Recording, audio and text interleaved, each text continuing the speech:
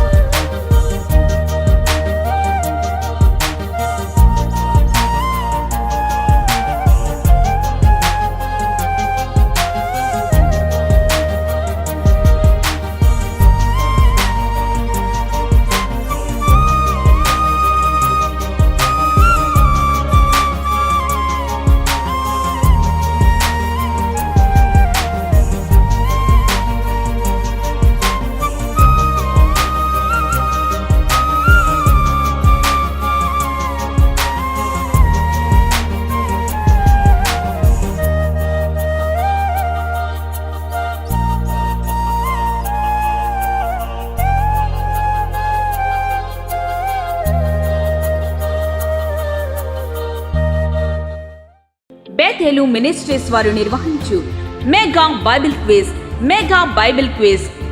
అంశం లూకాసు వార్త 24 అధ్యాయములు.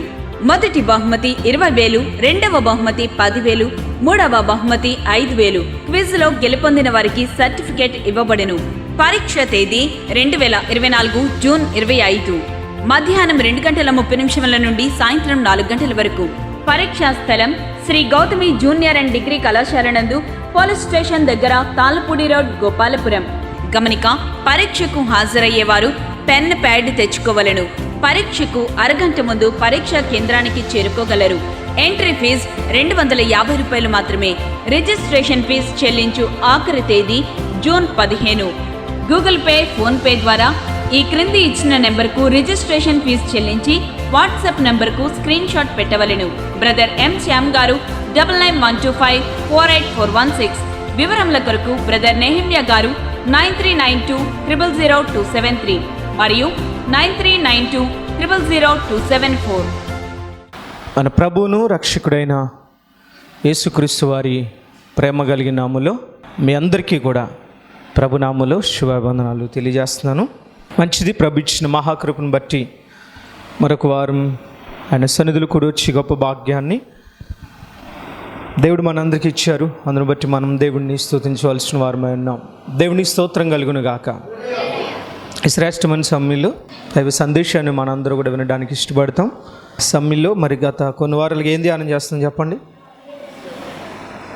2వ అధ్యాయము మొట్టమొదట వచ్చినాం. నేను షారోను పొలములో పూయు పుష్పము అంటే దానను. I'm rose of the Sharon. Right, మనం షారోను పొలంలో పూయబడిన పుష్పము. ఇది ఎవరికి పోల్చబడింది? వధువు సంఘానికి పోల్చబడింది. సో పుష్పము అనగా రోజా పుష్పము అని ఇంగ్లీష్ బైబిల్లో రాయబడి ఉంది. సో గులాబీకి ఉన్న కొన్ని లక్షణాలు మనం ధ్యానం చేస్తూ వస్తున్నాం. ఏమేమి ధ్యానం చేస్తాం? త్వరగా చెప్పండి, ఎదరికి వెళ్ళిపోదాం. ఫస్ట్ ఏంటి? మనం ఎలా ఉండాలి? ఆత్మ సౌందర్యాన్ని కలిగి ఉండాలి. రెండోది ఏంటి? రైట్, అది ముళ్ళ మధ్యలో పెరుగుతుంది. వేటి మధ్యలో పెరుగుతుందండి? అది ముళ్ళ మధ్యలో పెరుగుతుంది. సో రోజా. అలాగే మనం క్రైస్తవుడు శ్రమల మధ్యలోనే వికసించాలి అనేది మనం ధ్యానం చేస్తాం. మూడో విషయం ఏంటి? ఏం కలిగి ఉండాలి? ఐక్యత. అంటే అనేక రేకుల సముదాయమే ఒక గులాబీ పుష్పము. అయితే ఐక్యత పాడైపోవడానికి కొన్ని కారణాలు మనం ధ్యానం చేసాం. ఏంటి ఆ కారణాలు చెప్పండి. 3 విషయాలు చెప్పాను. మూడు ఆలు చెప్పాను మాటలు చెప్పాలంటే. ఫస్ట్ అహం, అసూయ, అతి. అంతే, అతిశయం కాదు, అతి. మళ్ళీ చెప్పండి. అహం, అసూయ, అతి.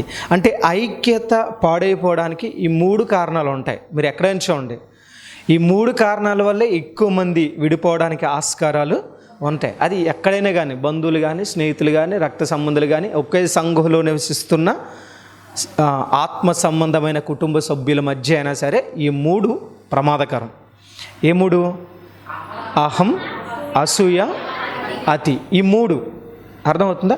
సో మన జీవితాల్లో ఐక్యత పాడవకుండా ఉండాలంటే ఈ మూడు ఉండకూడదు. ఏ మూడు ఉండకూడదు? అహం ఉండకూడదు, అసూయ ఉండకూడదు. అంటే నేనే అనే తత్వం ఉండకూడదు. నేనే అనే తత్వం ఉండకూడదు. నేను మాత్రమే ఉండాలి, నేను మాత్రమే చేయాలి అనే తత్వం ఉండకూడదు. రెండోది ఏంటంటే ఎదుటి వాళ్ళు ఎదుగుతున్నా, ఎదుటి వాళ్ళు ఆత్మీయంగా బలపడుతున్నా, ఎదుటి వాళ్ళు మంచి గృహం కట్టుకున్నా, ఏదైనా ఎదుటి వాళ్ళు బాగుంటే వార్చలేని తత్వం మనలో ఉండకూడదు. అది ఎవరైనా సరే. అర్థమవుతుందా? మూడో విషయం ఏంటి? మూడో విషయం ఏంటండి? అతిగా ఉండకూడదు. అంటే మన ఫ్రెండ్షిప్ కానీ మన రిలేషన్స్ కానీ బాగుండాలంటే అతి ఎప్పుడు ఉండకూడదు. తగినంత మట్టుకు, అంటే ఎంత అవసరమో అంతవరకే ఉండాలి. అంతకు మించి ఉండడం వల్ల అపార్థాలు వస్తాయి. విస్తారమైన మాటల్లో దోషముండక మానదు. మనం చదువుకున్నాం కదా, తేనైనా తగినంత మట్టికే తాగు, అది చాలా రుచి. తేనె ఇష్టపడని వాళ్ళు మేబీ ఎవరు ఉండరు. తేనె చాలా టేస్ట్గా ఉంటుంది. తేనె ఎలా ఉంటుంది చెప్పండి? చాలా టేస్ట్గా ఉంటుంది. కానీ అది అతిగా తాగితే చెప్పండి, కక్కేసుకుంటాం. ఏం చేస్తామంట? అంటే ఎక్కువ తాగితే కక్కేసుకుంటాం. అలాగే రిలేషన్ అయినా ఎక్కువగా అతిగా ఉంటే, అంటే తక్కువగా ఉండకూడదు, ఎక్కువగా ఉండకూడదు, సమానంగా ఉండాలి. మరీ తక్కువగా ఉన్న రిలేషన్ పాడైపోద్ది, మరీ ఎక్కువగా ఉన్న పాడైపోద్ది. తగినంత అని అందుకే ఉంది. తగినంత ఎంత అంటే దానికి చెప్పలేము, మనకు అర్థమైపోద్ది. ఇంకా కొంచెం లిమిట్స్ దాటుతుంటే రిలేషన్ పాడవుతుందేమో అనిపించినప్పుడు అక్కడితో కొంచెం దూరంగా జరిగితే రిలేషన్ ఎలా ఉంటుంది? ఎలా ఉంటుంది? స్టాండర్డ్గా ఉంటుంది. ఎప్పుడైనా గుర్తుపెట్టుకోండి, అహం అనేది ఉండకూడదు, నేనే అనేది ఉండకూడదు. ఐక్యత పాడైపోతుంది అందుకే. రెండోది అసూయ అనేది ఉండకూడదు. కుటుంబాలైనా సరే, ఇప్పుడు భార్య భర్తల మధ్య ఒకరు బాగుంటే ఇంకొకరు హ్యాపీగా సంతోషించాలి. నా భర్త బాగున్నాడు అంటే భార్య సంతోషించాలి, భార్య బాగుంటే భర్త సంతోషించాలి, పిల్లలు బాగుంటే తల్లిదండ్రులు సంతోషించాలి, తల్లిదండ్రులు ఆరోగ్యంగా ఉంటే బిడ్డలు సంతోషించాలి. ఇవన్నీ జరగాలి అని అంటే ఎవరు బాగున్నా కుటుంబాల్లో, అది ఆత్మ సంబంధమైన కుటుంబమైనా మన వ్యక్తిగత కుటుంబాల్లోనైనా ఎదుటి వాళ్ళు బాగుంటే మనం కూడా పోన్లే వాళ్ళు బాగున్నారు అనే తత్వం ఉండాలి. ఎక్కడైనా సరే అసూయ వచ్చిందంటే అక్కడితో బంధాలు బ్రేకప్ అవుతాయి. దీంట్లో సందేహం లేదు. అర్థమవుతుందండి? సో మూడో విషయం ఏంటనంటే అతిగా ఉండొద్దు, సమానంగా ఉందాం. ఎలా ఉందాం? సమానంగా. ఏదైనా అతి ఎప్పుడు ప్రమాదమే. ఇప్పుడు తిన్నాం అనుకోండి, కడుపు నిండా తినడం మంచిది, ఎక్కువ తింటే ప్రమాదం. తక్కువ తింటే నీరసం వస్తుంది, అంతే కదండి. తక్కువ తింటే నీరసం, ఎక్కువ తింటే ఆయాసం, ఏదైనా ప్రమాదమే. కానీ సమపాళల్లో తింటే ఆరోగ్యం. మీకు అర్థమైందా? సో బంధాలు కూడా అంతే. ఇప్పుడు ఉప్పు ఎక్కువ వేస్తే ఎలా ఉంటుంది? తినలేం. తక్కువ వేస్తే రుచించదు, తక్కువ వేస్తే నాలుక రుచిగా ఉండదు, ఎక్కువ వేసేస్తే అసలు తినలేము. సో ఎలా ఉండాలి? ఉప్పు కూడా సమానంగా ఉండాలి. సమానంగా ఉంటే కూర ఎలా రుచిగా ఉంటుందో అలాగే సమపాలల్లో రిలేషన్స్ మెయింటైన్ చేస్తే ఖచ్చితంగా ఆ బంధాలు ఎప్పటికీ పాడవడానికి అవకాశం ఉండదు. అందుకే గుర్తుపెట్టుకోవాల్సిన విషయం ఏంటంటే సహజంగా ఏదైనా వివాహమైనా ఫ్రెండ్షిప్ అయినా ఏదైనా ఎలా ఉంటుందంటే ఫస్ట్లో కొంచెం అతి ఉంటుంది, అవునా కాదండి? పెళ్ళైన కొత్తలో చూడండి చాలా అతిగా ఉంటారు కొంతమంది.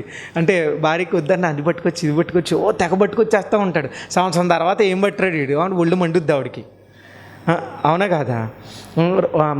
కొత్త అంటే పెళ్ళైన కొత్తలో భార్య ఏం చేస్తుందంటే భర్త కావాల్సిన చేసి పెట్టేది, మీకు ఏది ఇష్టమో చెప్పండి అది వండి పెట్టేస్తా అన్నట్టుగా అది ఇది తెగ చేస్తూ ఉంటుంది. అయిపోయిన తర్వాత ఏముండదు. అంటే ఏమవుతుంది చెప్పాలా? అంటే ఎక్కువ చూపించేయడం వల్ల తర్వాత చూపించడానికి ఏముండదు. సింపుల్గా చెప్పాలంటే ఎక్కువ మాట్లాడేసుకోవడం వల్ల తర్వాత మాట్లాడుకోవడానికి లవర్స్ మధ్య అదే కదా ప్రాబ్లం. స్నేహమైనా ఏదైనా బంధువులైనా. అందుకనే మనం ఎవరైనా ఎక్కువ ప్రేమిస్తే వాళ్ళతో లిమిట్గా ఉండాలి. అప్పుడు ఆ బంధం శాశ్వత కాలం ఉంటుంది. మనం ఎవరైనా గుర్తుపెట్టుకోండి, మీ తోటి విశ్వాసులతో కానీ తోటి స్నేహితులతో కానీ దైవజనులతో కానీ ఎవరితోనైనా సరే మీ రిలేషన్ లైఫ్ లాంగ్ ఉండాలని మీరు కోరుకుంటే ఎలా ఉండాలా? తగినంత. ఎలా ఉండాలా? తగినంత. అతి చేశారా అనర్థం ముంచుకొస్తుంది, దీంట్లో సందేహం లేదు. ఓకేనా? ఈ మూడు ఎప్పుడైతే మన కంట్రోల్లో పెట్టుకుంటామో అప్పుడు ఐక్యత ఏమవదు? ఏమవుదు, పాడైపోవడానికి ఆస్కారం లేదు. రైట్, ఇది గత వారం వరకు మనం ధ్యానం చేసింది. సో ఈ వారం స్టడీలోనికి వెళ్తాం. సహజంగా తల్లి అవ్వాలనే కోరిక ప్రతి ఒక్కరిలోనూ ఉంటుంది. సో తల్లి కావాలనే కోరిక ప్రతి ఒక్కరిలోనూ ఉంటుంది. ఉండదా? ఖచ్చితంగా ఉంటుంది. ఏ అమ్మాయి అయినా పెళ్ళైన తర్వాత అమ్మ కావాలనే కోరుకుంటుంది. అమ్మ అనే పిలుపు కోసం ఎదురు చూస్తుంది. అందుకే పిల్లలు లేని వాళ్ళని అడిగితే ఆ బాధ ఏంటో అర్థం అవుతుంది. ఎవరు లేకపోతే అందుకే పుట్టిన తర్వాత ఏ అమ్మాయి అయినా అమ్మ అని పిలిపించుకోవాలని కోరుకుంటుంది. అవునా కదా?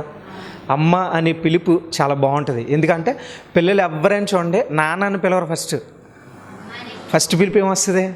అమ్మని వస్తుంది. వాళ్ళు మొట్టమొదటి పొడి మాటలు మాట్లాడుతున్నప్పుడు కొంచెం నత్తిగా మాట్లాడుతూ అప్పుడప్పుడే పదాలు వస్తూ ఉంటాయి కదా. అలాంటి సందర్భంలో ఎప్పుడైనా గుర్తుంచుకోండి, ఫస్ట్ అమ్మ అనే పిలుపు వస్తుంది. అవునా కదా? అదే వస్తుంది. నాన్న అనే పిలుపు ఎప్పుడో తర్వాత వస్తుంది. అవునా? కానీ సహజంగా 100కి 99.99% కూడా ఫస్ట్ ఏమొస్తుంది చెప్పండి? అమ్మనే వస్తుంది. అంటే ఆ పిలుపులో ఉన్న మాధుర్యం అలాంటిది. ఎందుకనంటే తండ్రి స్పర్శ బయటకు వచ్చాక మాత్రమే బిడ్డ అనిపిస్తుంది. కానీ తల్లి స్పర్శ కడుపులో పడినప్పటి నుంచే అనిపిస్తుంది బిడ్డ. అవునా కదా? కడుపులో ఉండగా తల్లినే కదండి. తండ్రి బయటకు వస్తే కానీ తండ్రిని టచ్ చేయడానికి ఉండదు. అర్థమవుతుందా? అంటే మొదటి స్పర్శ, ప్రపంచంలో ఎవరు పుట్టినా మొట్టమొదటి స్పర్శ ఎవరిదవుద్దో తెలుసా? తల్లిదే అవుద్ది. దీంట్లో సందేహం లేదు. అందుకే తల్లి ప్రేమ ఎప్పుడూ గొప్పదే. బైబిల్ కూడా దేవుని ప్రేమతో ఎలా పోల్చారు, ఎవరి ప్రేమతో కంపేర్ చేశారనంటే తల్లి ప్రేమతో కంపేర్ చేశారు. ఏ ప్రేమతో? తల్లి ప్రేమ అంత గొప్పది. అర్థమవుతుందండి? కాకపోతే ఈ మోడ్రన్ యుగంలో మోడ్రన్ తల్లులు ఎక్కువైపోయి ప్రేమలు ఏమవుతున్నాయి? తగ్గిపోతున్నాయి. వాస్తవంగా తల్లి అంటే బిడ్డను సాకడానికి ఇష్టపడే అమ్మాయిని తల్లి అంటారు. అంటే సందేహం లేదు, తన బిడ్డకు అంటే తన శుభ్రం కంటే, తన సుఖం కంటే, తన బిడ్డ బాగోగులు క్షేమం అనే కోరుకునే ఆమెను కరెక్ట్ అయిన తల్లి అంటారు. అర్థమవుతుందా?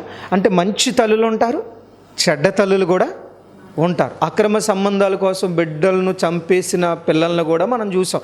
పిల్లల్ని చంపేసిన తల్లులను కూడా మనం చూస్తున్నాం. అంటే ఈ మోడ్రన్ యుగంలో బంధాలకు విలువ తగ్గిపోతుంది అనడంలో ఏమాత్రం సందేహం లేదు. నిజమే కదా? అది ఒకప్పుడు బంధాలకు వాల్యూ ఉండేది. అమ్మ, నాన్న, తల్లి, ఈ కొంచెం రిలేషన్స్ బాగుండేవి. కానీ ఈ మోడ్రన్ యుగానికి వచ్చేసరికి కొంచెం రిలేషన్స్ సన్నగిల్లుతున్నాయి, రిలేషన్స్ తగ్గుతున్నాయి అనడంలో సందేహం లేదు. ఇంకా చెప్పాలంటే ఆ ప్లేస్ను మొబైల్స్ భర్తీ చేస్తున్నాయి. నిజమే కదా? మొబైల్స్ భర్తీ చేస్తున్నాయి. బిడ్డలతో మాట్లాడాల్సిన తల్లిదండ్రులు బిడ్డలతో మాట్లాడకుండా ఫోన్లో ఏదో పెట్టుకుంటారు. బిడ్డ అమ్మ అని దగ్గరికి వస్తే పక్కెళ్ళు అని అంటున్నారు. ఇది నిజం. కొద్దిసేపు బిడ్డను ఎత్తుకోవడానికి రోజులో కనీసం 1 hour అయినా తల్లి బిడ్డలతో స్పెండ్ చేయాలి. మాట్లాడడమో ఆడడమో ఏదో చేయాలి చిన్న వయసులో. ఇప్పుడు బాగా పెద్ద అయిన తర్వాత ఆడుకోవడానికి ఉంటుందా? ఎక్కినానా గుర్రం ఎక్కినానా అని అంటారా? ఇప్పుడు ఒక 10th క్లాస్ ఏజ్ వచ్చి, ఇప్పుడు నానిగడ ఏజ్ వచ్చిన తర్వాత వాళ్ళ నాన్న రారా గుర్రం ఎక్కు అంటాడా? వాళ్ళ అమ్మ నాన్న గుర్రం ఎక్కినానా అంటే నడుము ఇరిగిపోద్ది కదా. అంటే ఆడుకునే వయసులోనే ఏం చేయాలా?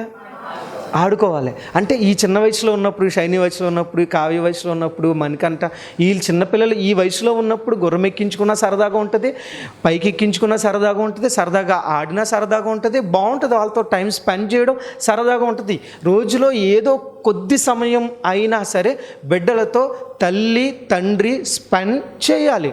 కానీ ఈ దినాన సెల్తో స్పెండ్ చేసినంత టైము ఎవరితో స్పెండ్ చేయట్లా? బిడ్డలతో స్పెండ్ చేయట్లే. వాళ్ళతో మాట్లాడాలి, వాళ్ళతో ఆడుకోవాలి, వాళ్ళని సరదాగా ఆడించాలి. మీకు అర్థమవుతుందండి? అలా ఉంటే రిలేషన్స్ ఎలా ఉంటాయి తెలుసా? చాలా హ్యాపీగా ఉంటాయి, చాలా స్ట్రాంగ్గా ఉంటాయి.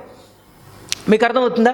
నిన్ను అసలు మీ పిల్లలు వచ్చి నన్ను సరదాగా ఆడించు లేకపోతే నీతో మాట్లాడడానికి ఇష్టపడట్లేదంటే ఇంకా వాళ్ళు అలవాటు పడిపోయారు. వీళ్ళనే మా అమ్మ సెల్ల చూస్తుంది, మా డాడీ సెల్ల చూస్తాడు, ఉపయోగం లేదు అనుకునే సిచ్యువేషన్కి వచ్చినప్పుడు నీతో ఆడడానికి ఇష్టపడరు. మీకు అర్థమవుతుందా? నేను చాలాసార్లు చెప్తాను, నేను ఇంటి దగ్గర ఉంటే 100% మా పిల్లలు ముగ్గురు గుర్రం ఎక్కుతారు, దీంట్లో సందేహమే లేదు. కొంతసేపు ఉయ్యాలు ఊపుతాను, అంటే పడుకున్నప్పుడు ఆడితే వీళ్ళు ముగ్గురు దెబ్బలాట అనమాట, ఒకళ్ళు లాగేసుకుంటారు. మా చిన్న పాప ఎంత ఉంటుందండి, రాకాశ పిల్ల, వాళ్ళని కూడా ఇలా లాగేస్తుంది. నిస్సి ఎక్కించుకున్నాను అనుకోండి, అది ఉయ్యాల ఆడిస్తున్నాను అనుకోండి, వచ్చి మొత్తం లాగేసి ఆవిడ కూర్చుంటుంది.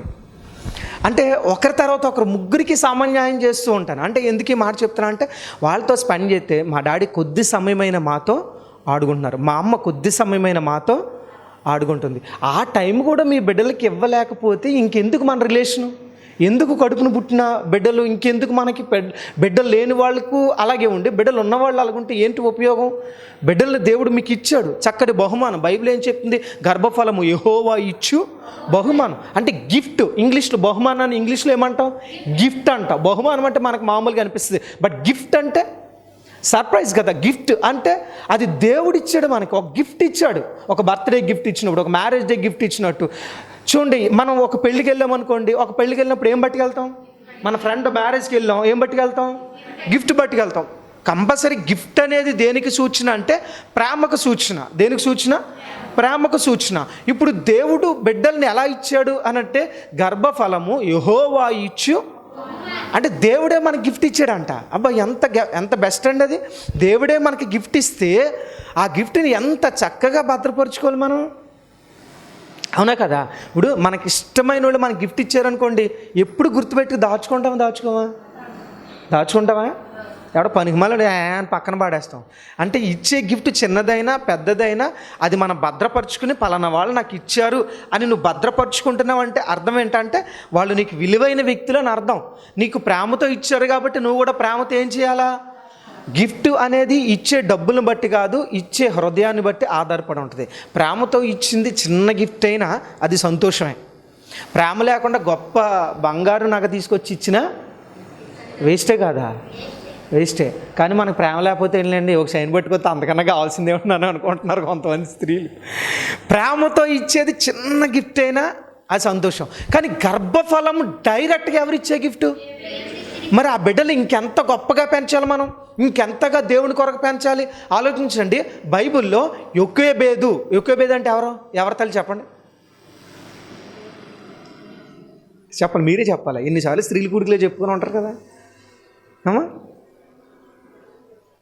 మీరేనా పురుషులేనా? మోషే గారి తల్లి. ఎవరి తల్లి? మోషే గారి తల్లి. బాగా ఆలోచించండి. యొకేబేదుకి బిడ్డలు పుట్టే సమయంలో అప్పుడు సిచ్యువేషన్స్ ఎలా ఉన్నాయో తెలుసా? రేయ్, మగబిడ్డ ఎవడైనా పుడితే చంపి నదిలో పాడేయండిరా. నైలు నదిలో పాడేయాలా? ఎక్కడ పాడేయాలా? నదిలో పాడేయండిరా అన్నారు. అలాంటి సిచ్యువేషన్లో చాలామంది బిడ్డలను చంపేశారు. మగబిడ్డ అయితే చాలు చంపేశారు. కానీ అలాంటి సిచ్యువేషన్లో తన కడుపున ఒక బిడ్డ పుడితే అప్పటికి మోషే అహరోను పుట్టేశారు. అప్పుడు కాలం కాదు, కరెక్ట్గా మోషే పుడతాడు అనుకున్న టైంకి శాసనం వచ్చింది. అంతకుముందు రాలా. ఆ టైంలోకి శాసనం వచ్చింది. రే, వీళ్ళు ఇంకా విస్తరించబడిపోతున్నారు, ఆడపిల్లలైతే ఇబ్బంది ఉండదు, మగోళ్ళు ఎవడు పుట్టినా చంపేయండిరా అంటే ఆ సమయంలో యొకోబేదు ఆడి స్వరం మరి ఎలా కాపాడో నాకు తెలియదు. సాధారణంగా బిడ్డలు పుట్టగానే ఏం చేస్తారండి? ఏడుస్తారు. ఒకవేళ ఏడవకపోతే ఏం చేస్తారు? కొట్టి మరీ ఏడిపిస్తారు. అంటే ఏడిస్తేనే వాడు సజీవంగా ఉన్నాడని. నాకు అర్థం కాని విషయం ఏంటంటే సైనికులంతా వీధిలో తిరుగుతున్నారు, కానీ ఈ బిడ్డ ఏడుపు బయటికి వినబడకుండా ఎలా దాచిందో తెలియదండి. ఎన్ని నెలలు దాచిందంట? 3 నెలలు దాచింది. అలా ఆలోచించండి. చంటి బిడ్డ ఏడుపు వినిపించకుండా 3 నెలలు దాచగలిగిందంటే ఆ తల్లి ఎంత గొప్పదండి. ఆ తల్లి ప్రేమ ఎంత గొప్పది. అంటే ఇది దేవుడిచ్చిన స్వాస్థ్యము, దీన్ని నేను కాపాడుకోవాలా అని చెప్పి ఎంత చక్కగా 3 నెలలు కాపాడి తర్వాత అనుకుందంట, ఇక నా వల్ల కాదు, నేను దాద్దామనుకున్నా నా వల్ల కాదు, చుట్టూ ఎక్కడ చూసినా సైనికులు తిరుగుతున్నారు. ఇలాంటి సిచ్యువేషన్లు ఏం చేయాలని చెప్పి ఒక జమ్ము పెట్టి దానికి కీలు పూసి, ఆలోచించండి, జమ్ము పెట్టావో డైరెక్ట్గా తెచ్చి దాంట్లో పెట్టి అందులో బాడే అని అనలా.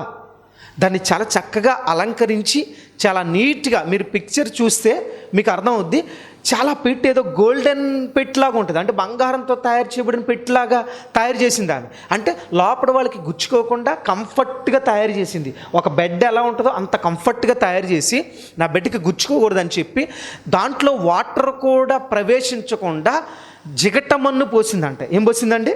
మన్ను, కీలు మన్ను పూసి చక్కగా అందంగా తయారు చేసి దాన్ని లాక్ చేసి మిరియామ్కి ఇచ్చింది. మిరియామ్ అంటే ఎవరు? మోషే గారికి అక్క. సరే తీసుకెళ్ళి నువ్వు నైలు నదిలో పాడేయమ్మా, ఇంకెందుకు, ఇంకా దూరం నుంచి చూడు ఏమవుతుందో, మరి ఇంకా అంతా దేవుని చేస్తే ఇంతవరకు నేను కాపాడగలిగాను. ఆలోచించండి, ఆయనతో పుట్టిన మిగతా మగబిడ్డలందరూ చచ్చిపోయారు, కానీ మోషేని తల్లి ఏం చేసుకుంది అంటే ఆమె ప్రేమ ఎంత గొప్పదో ఆలోచించండి. దేవుడిచ్చిన బహుమానాన్ని ఎంత జాగ్రత్తగా కాపాడుకుందో చూడండి. దేవుడు మీకు ఇచ్చిన బిడ్డలను అంత జాగ్రత్తగా కాపాడుకోవాలా, అంత జాగ్రత్తగా ప్రభు కొరకు పెంచాలా. అంతేకాని ఎలా పడితే అలా ఉండకూడదు, ఎలా పడితే అలా వదిలేయకూడదు. కొంతమంది చూడండి బిడ్డలను గాలికి వదిలేస్తారు.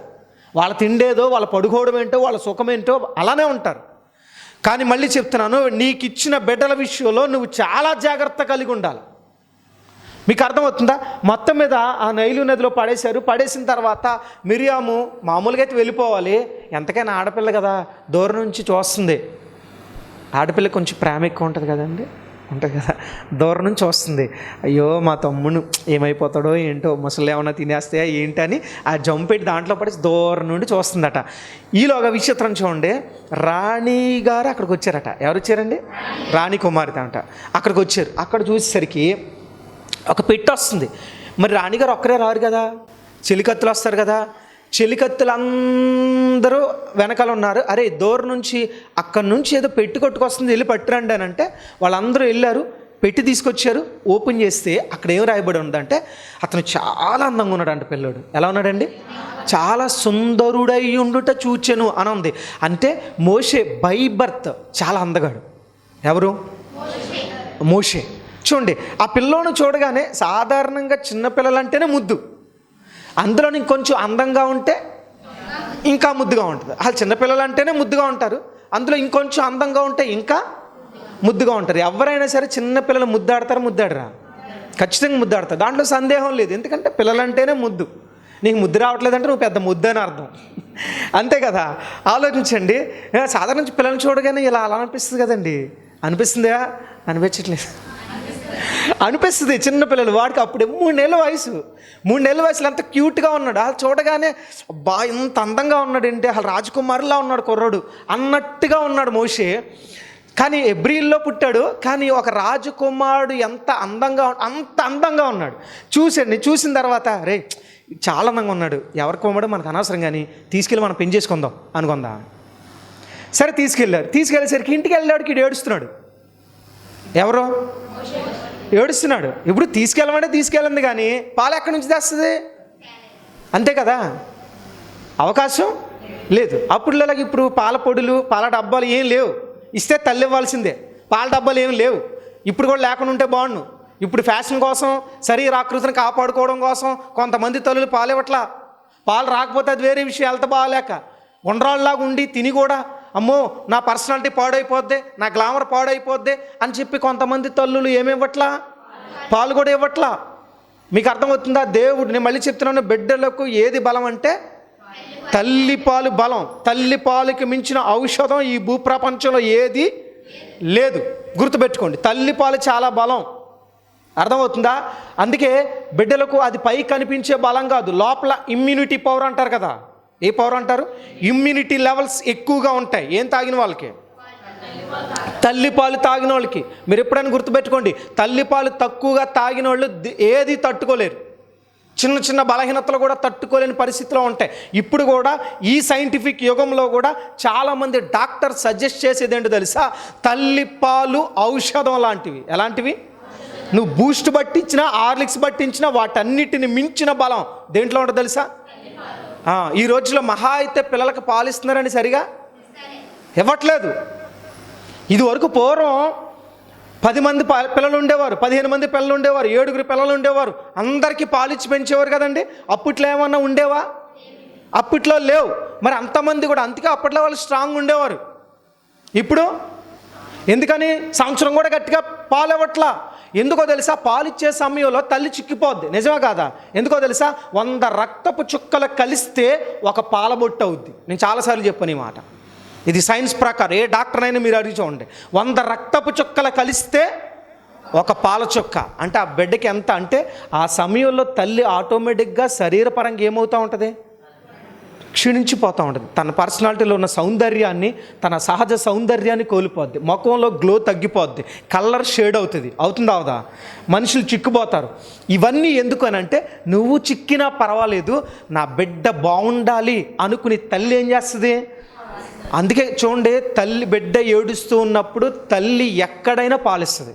అది మందిరం అయినా, రైల్వే స్టేషన్ అయినా, జాబ్ చేసే ప్లేస్ అయినా, 10 మంది మగాళ్ళు ఉన్నా సిగ్గుపడతారండి. ఎందుకో తెలుసా? బిడ్డ ఏడిస్తే తల్లి ఏం చేయలేదు.